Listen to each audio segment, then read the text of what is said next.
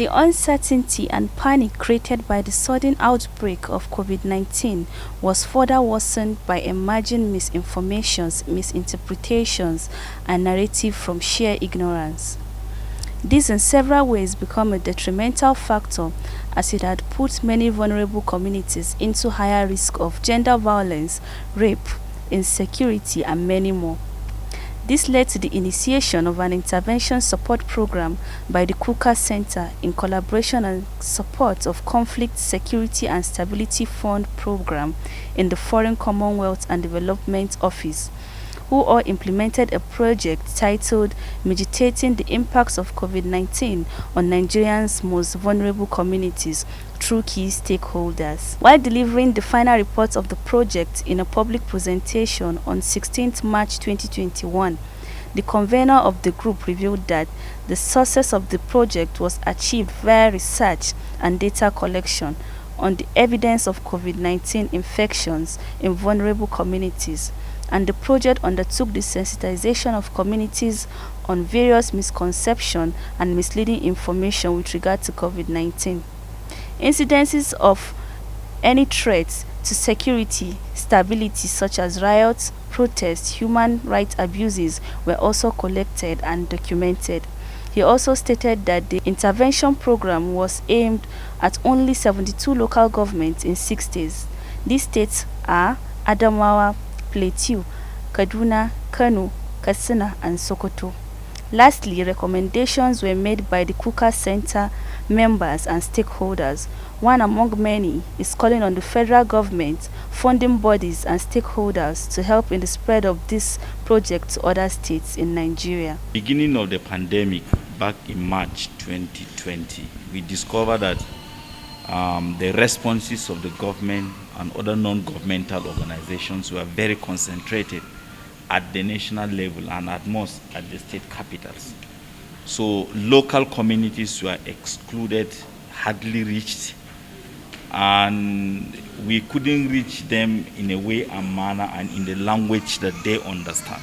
So the Kukah Center, with the support of the Foreign Commonwealth and Development Office, undertook this research to specifically concentrate on local communities, to engage them and give them the proper information about COVID-19, sensitize and highlight how they can mitigate the impact of COVID-19 on women, children, particularly young girls, and also how we can gather evidence and data from the local communities to bring to the attention of key stakeholders at the highest level of government, so that even issues of insecurity that emerge within the context of COVID-19 can be mitigated.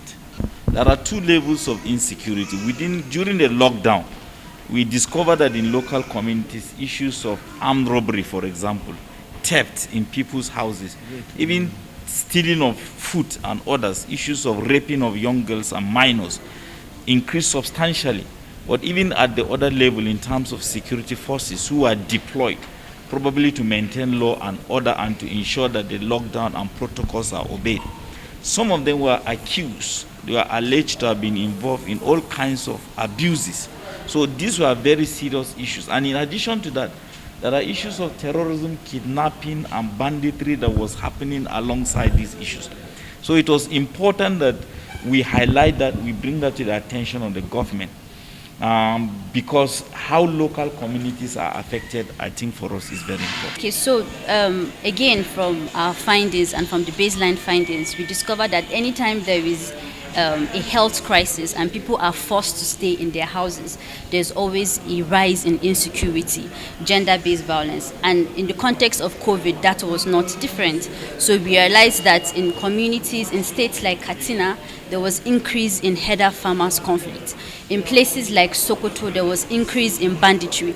Because of the economic and financial constraints that come with these measures that have been put in place, people are forced to resort to other options, which again leads to insecurity in some of these communities. We have a sustainability plan. Again, this project is funded and is conceptualized by the Kukah Center.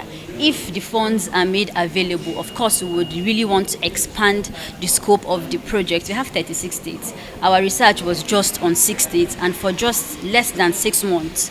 So if we get the funding and if people are willing to work with us, if donors are willing to give them money, we would as well expand our horoscope.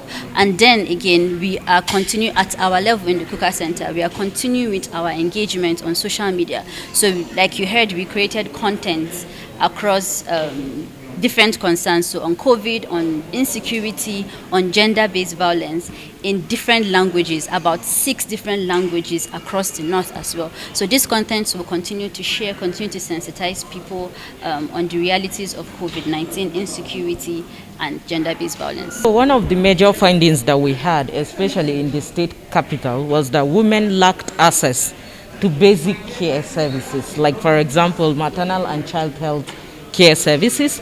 And for a conflict-sensitive state like Adamawa State, it brought out like a different flair to the challenges.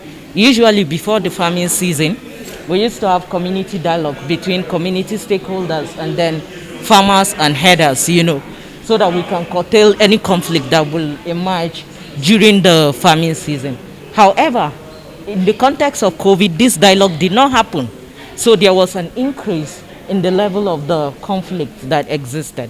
The other thing is that we also found out that due to lack of economic disposition, a lot of people went into different kinds of vices. Like the rate of kidnapping increased across the state. There were pockets of attacks by the insurgents, adding to the layer of the difficulty that the state was already confronting amidst COVID. My recommendation at this point to the government is that we have to be deliberate about any form of intervention. When there will be lockdown, for example, there should not be lockdown at hospitals, because everyday women are getting pregnant. Everyday children need access to immunization services. Everyday women need antenatal services. So we should not, we should try as much as possible to contextualize policy to service the need of everyone in the community. Zainab Ahmed, Voicetv, Nigeria.